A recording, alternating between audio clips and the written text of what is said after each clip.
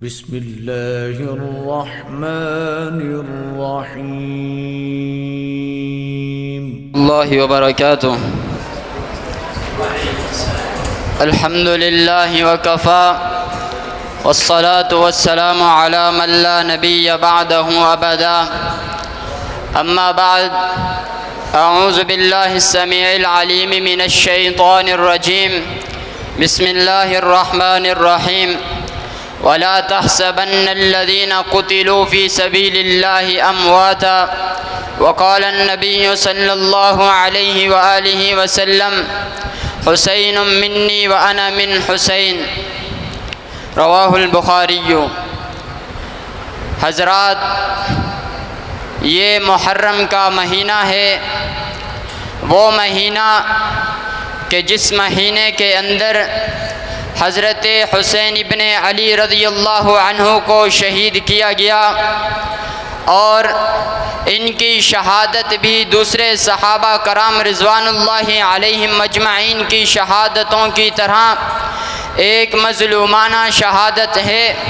جس طرح اور صحابہ کرام رضوان اللہ علیہم مجمعین کی شہادتوں کو یاد رکھا گیا، اسی طرح ان کی شہادت کو بھی مسلمانوں کے لیے درس حیات بنا دیا گیا.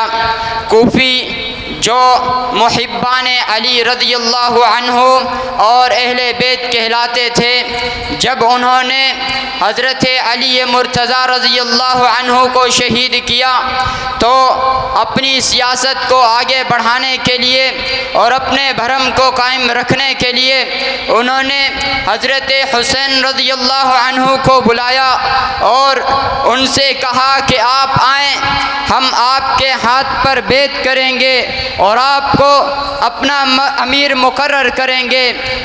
تاریخ میں لکھا ہوا ہے کہ 12,000 کے قریب خطوط آئے.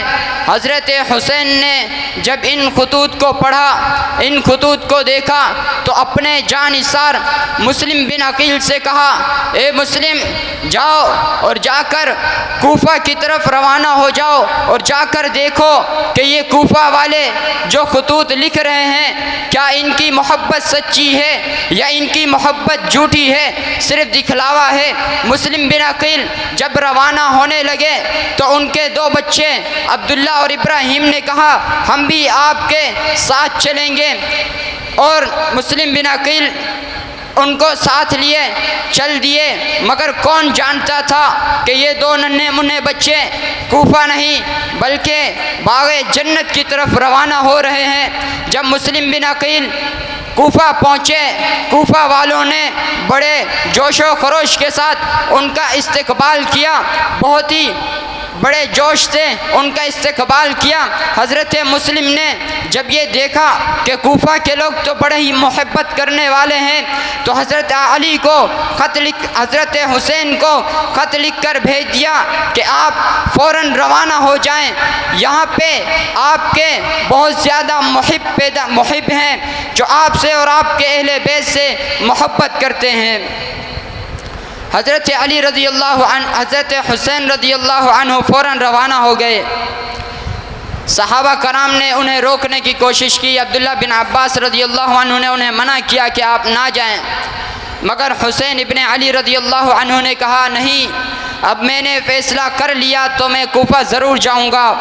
کوفہ کے لیے روانہ ہوئے.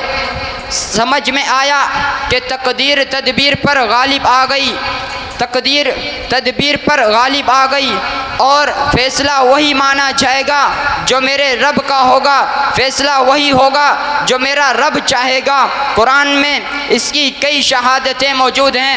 یوسف علیہ السلام کو بھائیوں نے کنویں میں ڈالا، ان کا ارادہ کچھ اور تھا مگر میرے رب نے فیصلہ کچھ اور کیا. یوسف کو کنویں سے اٹھا کر تخت پر بٹھا دیا.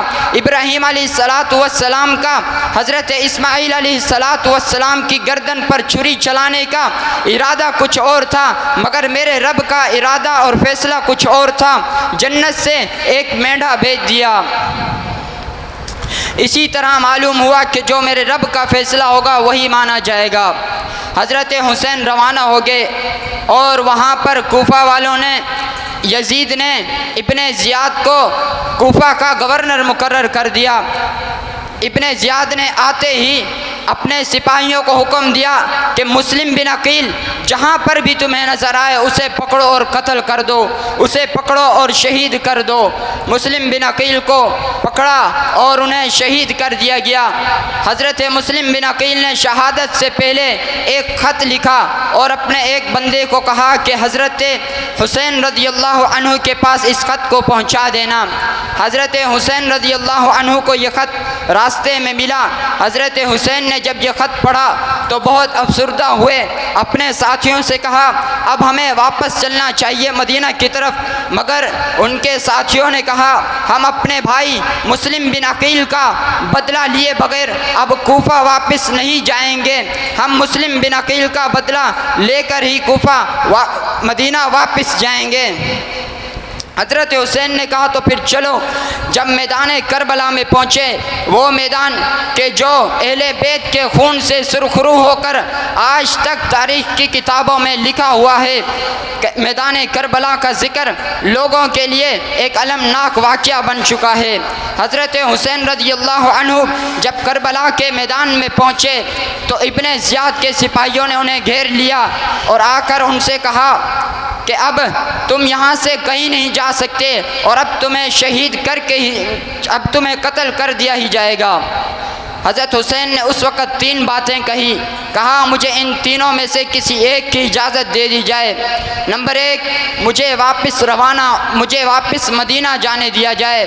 نمبر 2 مجھے یزید سے براہ راست بات کرنے کا موقع دیا جائے۔ اور نمبر 3 مجھے کسی اسلامی مملکت کی سرحد پر بھیج دیا جائے۔ مگر ابن زیاد نے کہا کوئی ضرورت نہیں، ہم آپ کو کہیں بھی نہیں جانے دیں گے اور نہ آپ کی بات مانیں گے۔ اور پھر یزید نے حضرت حسین، وہ حسین کہ جس کے بارے میں آمنہ کے لال نے فرمایا حسین منی وانا من حسین، ایک اور مقام پر فرمایا الحسن والحسین سیدہ شباب اہل الجنہ، وہ حسین کہ جو جنت کا سردار ہے آج اس کے لیے زمین پر گھیرا تنگ ہو گیا۔ اس حسین کو ابن زیاد نے بے دردی کے ساتھ قتل کیا۔ چشم فلک نے دیکھا 10 محرم کا دن تھا، حضرت حسین نماز کے اندر تھے، ابن زیاد نے آ کر آپ کی گردن پروار کی اور آپ کی گردن تن سے جدا کر دی۔ اِنَّ لِلَّهِ وَإِنَّا إِلَيْهِ راجعون۔